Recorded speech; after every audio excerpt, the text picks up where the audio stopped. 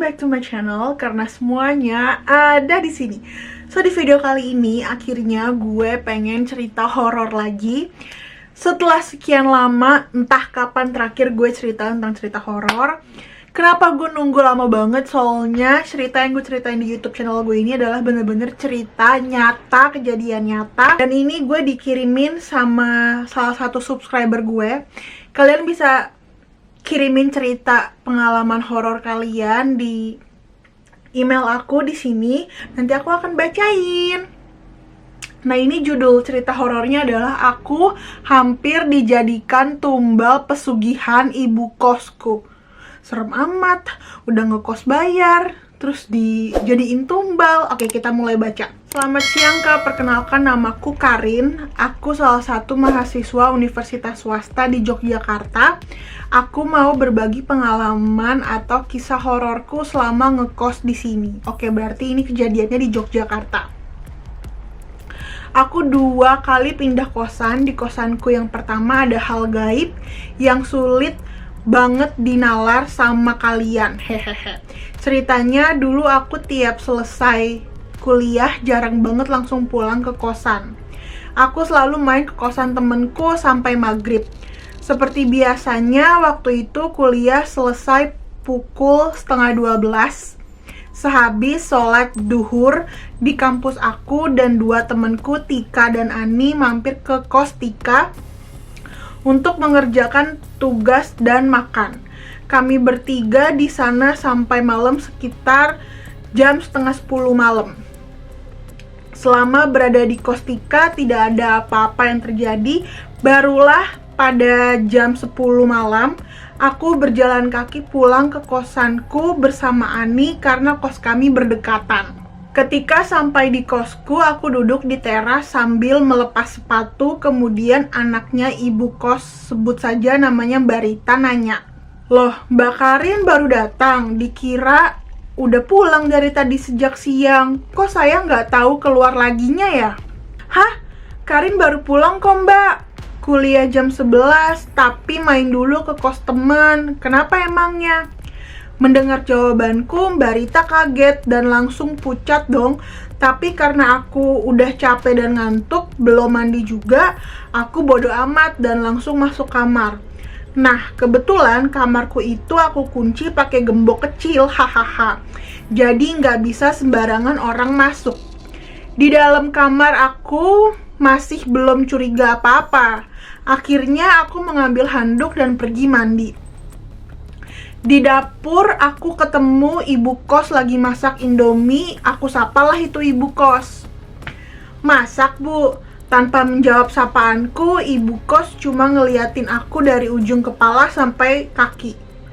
Aku mulai ngerasa aneh. Akhirnya aku mandi sambil bertanya-tanya arti tatapan ibu kos tadi. Selesai mandi sekitar pukul jam setengah 12 malam, aku udah di atas kasur untuk tidur, tapi telingaku menangkap pembicaraan antara Mbak Rita, anak ibu kos, dan ibu kos aku. Kedengarannya jelas banget karena kamarku berada di ruang makan dan mereka ngomongnya keras banget.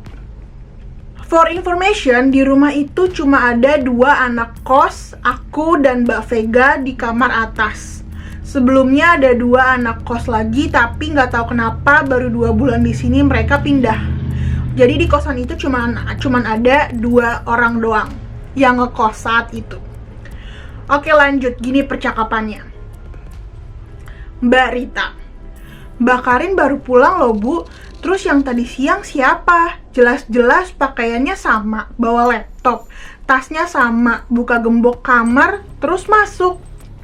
Ibu kos, "Ibu ya lihat itu Mbak Karin kok, jelas sekali orang ibu nawarin kue ke dia. Siang dia cuma senyum aja, nggak jawab pertanyaan ibu." Mbak Rita, "Wes Bu, ora gagas aku. Artinya, udah nggak peduli, nggak tahu aku." Dengar percakapan mereka, aku langsung bertanya-tanya apa maksudnya. Akhirnya besok pagi setelah sholat subuh, aku belajar di kamar. Samar-samar aku dengar kayak ada orang yang baca mantra-mantra gitu, hahaha.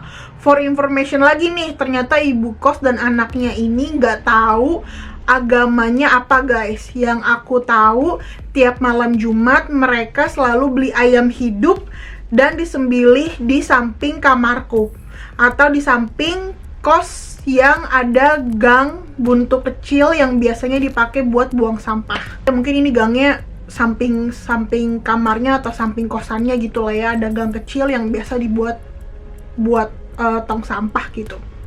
Nah, nanti daging ayamnya ini besok paginya digoreng dan dibagiin ke aku dan temen kosku Mbak Vega. Setiap pagi abis subuh aku selalu denger kayak ada bacaan-bacaan gitu nggak jelas. Akhirnya aku penasaran banget, aku keluar kamar cari asal suaranya. Ternyata dari kamar ibu kos. Di situ ada suara ibu kos sama Mbak Rita, anaknya, lagi baca apa ya, saya juga nggak tahu, kayak mantra gitulah pokoknya. Terus sama bau klenik. Setelah tahu, aku langsung kembali ke kamar dan istighfar. Takut juga sih, dia bilang. Akhirnya aku mandi dan langsung berangkat ke kampus. Tiba-tiba Tika marah ke aku. Tika, "Woi Rin, ngapain kamu pagi-pagi habis subuh ke kosku minta minum? Gak ada otak ya, emang ganggu aja." "Hah? Aku gak kemana-mana kok, gila aja." "Tika, jelas-jelas kamu ke kosku pakai baju tidur biru, minta minum, terus pulang lagi. Kok bisa kamu buka gerbang depan, kan dikunci?" Oke, aku semakin takut dan gue udah mulai merinding. Oke, aku semakin takut. Aku ingat sehabis subuh tadi aku lagi nguping ibu kos dan anaknya di kamar. Sampai di sini aku masih belum mikir macem-macem dong. Terus aku pulang ke kosku buat ambil buku kuliah sore. Mbak Rita ngomong, "Mbak Karin udah tahu ya, gak sopan loh kayak gitu, jangan diulangi lagi ya." Aku cuman senyum kecil dan langsung masuk ke kamar. Gila, deg-degan banget aku, rasanya mau lari. Tapi barang-barangku gimana? Aku mau ambil HP, terus WA Teh Dina, katingku yang udah lama ada di lingkungan ini. Aku minta Teh Dina jemput aku di kos. 15 menit kemudian Teh Dina datang dan aku langsung buru-buru ikut dia ke kosannya sampai aku lupa gembok kamarku. Di kos Teh Dina aku diceritain semuanya. Teh Dina diem aja terus dia bilang, "Teh Dina, Teteh nggak tahu pasti, tapi cerita ini memang udah pada tahu semua. Emang di kosmu itu nggak ada yang betah lama-lama karena sering diganggu. Ada yang diganggu perempuan pakai baju merah, baunya amis. Ada yang diganggu bentuknya anak kecil, ompong, pakai celana hitam. Banyak deh. Tapi aku nggak pernah diganggu, cuma ngerasa takut aja sama keanehan akhir-akhir ini.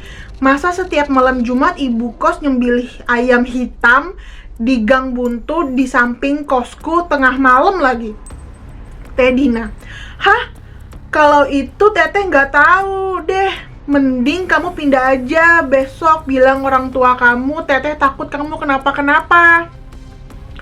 Akhirnya tanpa babi bu bebo, aku langsung nelfon ayahku dan ceritain semuanya. Ayahku langsung transfer sejumlah uang buat aku pindah kosan baru. Sorenya aku nggak berangkat kuliah karena beres-beres kamar sendirian. Creepy banget, di situ ibu kos lagi duduk aja di depan kamarku saat itu. Serem banget. Setelah semua barang beres, aku keluar kamar duduk di depan ibu kos. "Ibu, maaf, malam ini Karin mau pindah ke kos temen, soalnya di sini nggak ada temennya." Ibu kos, "Kok pindah dadakan lagi? Ada apa, Dok?" Aku, "Nggak apa-apa, Bu. Karin nggak ada temennya juga. Bentar lagi teman-teman Karin datang bantu Karin pindahan." Ibu kos, "Loh, nggak bisa gitu dong, makan dulu ya." kok mau keluar kosan malah disuruh makan sih. Aku, nggak usah bu, makasih. Ibu kos tiba-tiba jengkel dan masuk kamar. Aku langsung keluar ke teras nunggu teman-temanku. Samar-samar aku denger bacaan mantra-mantra itu lagi. Kali ini aku ngerasa merinding. Untungnya teman-temanku udah dateng dan diangkutlah tuh barang-barangku. Aku pamitan dengan ibu kos dan Barita. Sebulan kemudian aku di kos baru, nggak ada masalah apa-apa. Barulah aku tahu ternyata dulu pemilik kos itu kayaknya kerjasama sama makhluk astral kayak pesugihan dan tumbalnya jiwa, guys. Makanya mereka buka kos-kosan dan anak kos yang kena bakal kayak linglung dan sakit gitu, kata orang-orang di sekitar situ. Mbak Vega yang ngekos di kamar atas itu juga cuma pancingan karena memang dia dibayar buat meyakini penghuni baru. Oh, jadi si Mbak Vega ini tuh sebenarnya bukan orang lain yang ngekos, tapi dia cuman kayak apa sih namanya, figuran supaya ada orang lain yang mau ngekos di kosan tersebut. Ya ampun, pesugihan pakai peran pembantu cuy. Sedangkan dua temen kosku pindah karena sering nemuin hal-hal yang gak masuk akal dan menjijikan, kayak ngelihat ibu kos bawa usus ayam mentah ke dalam kamar, bau kamar Barita yang anyir dan lain-lain. Gila, berarti selama ini aku masuk kandang macan dong dan gak sadar lagi.